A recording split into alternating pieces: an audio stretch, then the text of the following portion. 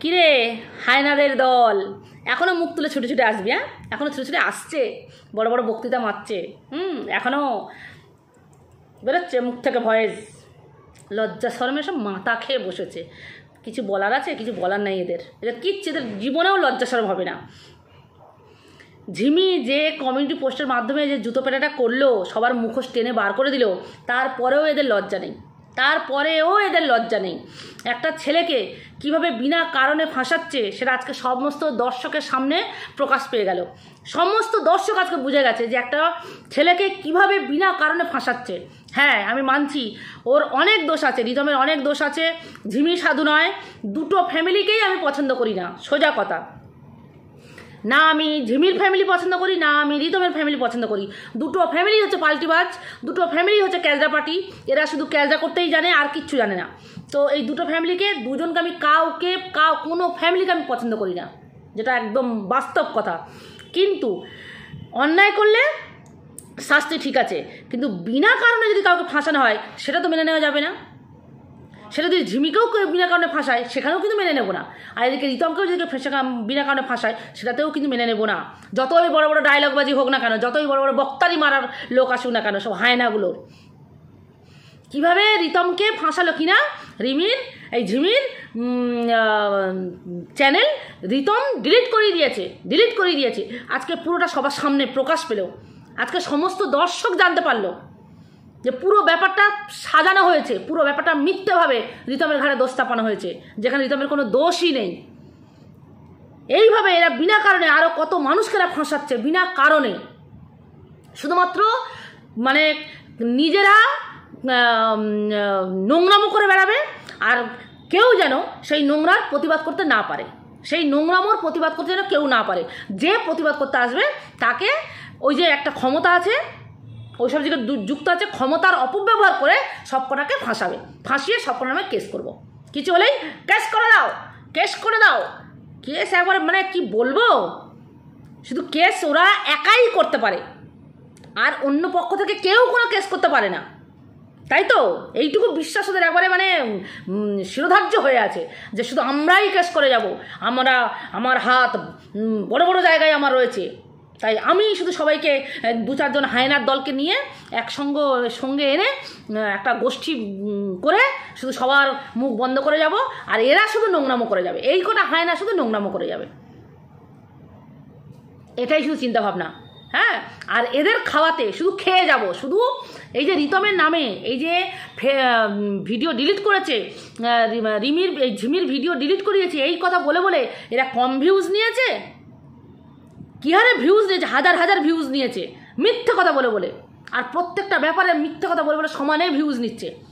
আর এই যে ফাঁসানো, এই যে কেস, এটা যে কেউ কারণে করতে পারে, কিন্তু আমাকে তো মানে প্রমাণ করতে হবে তো যে সে দোষী নয়। প্রমাণ তো হয়ে যাবে, কিন্তু প্রমাণ সে করে দেবে যে সে দোষী নয়, কিন্তু মাঝখানে কি হ্যারাসমেন্ট। আর এই হায়নার হেড যে হায়না, সে এসছে সবাইকে হ্যারাসমেন্ট করতে। এ ভালো করে জানে যে এখানে কোনো রকম কোনো শাস্তি নেই, শুধু হ্যারাসমেন্ট হবে, কারণ কোনো রকমের কোনো দোষই নেই।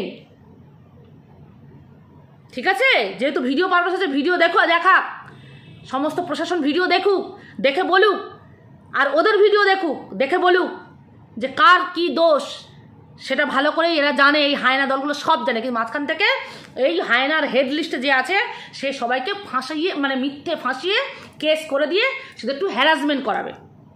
মানুষকে হ্যারাস হতে হবে, এই আর কিচ্ছু না। তা সেই জন্য মানে যাতে এরা নোংরামো করে যাবে। হ্যাঁ, এই মহিলা হচ্ছে নোংরাদের প্রোটেস্ট করার জন্য এসছে। ক্রিমিনালদের রক্ষাকর্তা ইনি কোনো ভালো কাজে আসেনি, ইনি ক্রিমিনালদের রক্ষা করতে এসছে, আর ভালো মানুষদের ফাঁসাতে এসছে। তো যারা অন্যায়ের প্রতিবাদ করবে তাদেরকে ইনি ফাঁসাবে, আর যারা অন্যায় করবে তাদের সঙ্গ দেবে। এটাই ওনার মোটিভ, আর কিচ্ছু না। তো বিনা কারণে রিতমকে কীভাবে এরা ফাঁসিয়েছে, বিনা কারণে রিতমকে কীভাবে দোষারোপ করে হাজার ভিউজ নিয়েছে, শুধু কণ্ঠস্বর ছাড়াছাড়ি হয়েছে। কেউ মুখের আড়ালে, কেউ মুখোশের আড়ালে, কেউ পুরো অফ ক্যামেরায়, মানে শুধু ভয়েস ছাড়াছাড়ি হয়েছে, আর শুধু ভিডিও, শুধু ভিউজ। প্রত্যেকটা ভিউজের জন্য কিন্তু কমিশন আছে, কমিশন দিতে হচ্ছে। ভেবো না এমনি এমনি আকাশবাণী বার্তা শুধু এমনি এমনি দিচ্ছে আর এরা এমনি এমনি ভিউজ নিয়ে নিচ্ছে। সব ভিউজ যে আর্নিং হবে সেটা সব এরা নেবে, মোটেই না। এখানে সব ভাগাভাগি আছে, কমিশন আছে, কমিশন। আমার ভয়েস বিক্রি করে তুমি ভিউজ কামাবে, আমার ভয়েস বিক্রি করে তুমি টাকা কামাবে, আর্নিং কামাবে, ডলার কামাবে, আর আমি কি শুধু মধু চুষবো? সেটা তো হবে না। কেন ওই মহিলা কেন এত, ওনার সামাজিক কাজ বাদ দিয়ে উনি ইউটিউবে এত পড়ে আছে কেন? অত সস্তা, মানুষের সময়ের দাম অত সস্তা? এটুকু সবার প্রতিটা দর্শকদের বোঝা উচিত যে মানুষের সময়ের দাম এখন, বিশেষ করে এখন, কোনো মানুষের সময়ের দাম অত সস্তা নেই যে ফাউ খরচা করবে। তাই এই মহিলা আর ভয়েস বিক্রি করে কামাতে এসেছে।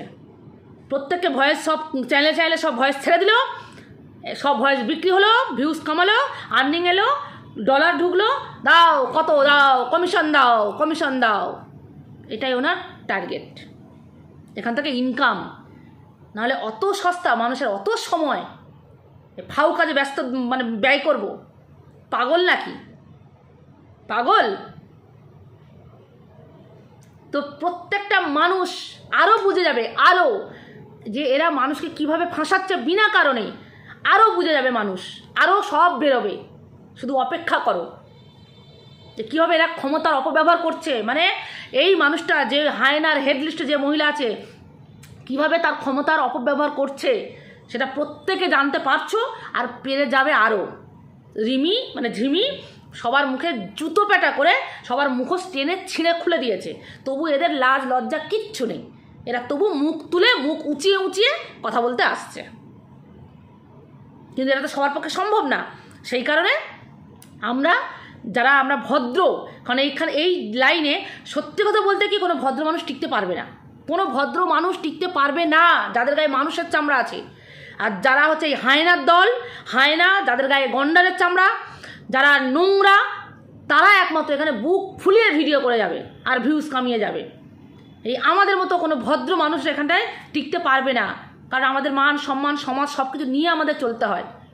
তাই এখানে থাকতে গেলে, এই কন্ট্রোভার্সি জোনে টিকে থাকতে গেলে এক জঘন্য পশুতে পরিণত হতে হবে, আর দ্বিতীয় হচ্ছে গায়ের চামড়া গন্ডারের করতে হবে, লাজ লজ্জা সমস্ত ত্যাগ করে দিতে হবে, মান সম্মান সব ত্যাগ করে দিতে হবে, তাহলে এই কন্ট্রোভার্সি জোনে টিকে থাকতে পারবে।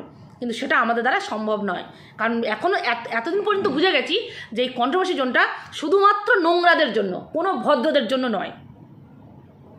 তো এটাই হচ্ছে সেই কারণে কন্ট্রোভার্সি জোন থেকে সরে আসছি, নিজেকে সরিয়ে রাখছি, আর যতদিন চেষ্টা করবো রাখবো, তবে কোনো অন্যায় দেখলে প্রতিবাদ করতে আসবো, এটা কনফার্ম। তো চলো, সবাই খুব ভালো থেকো, দেখা হবে নেক্সট ভিডিওতে। টাটা।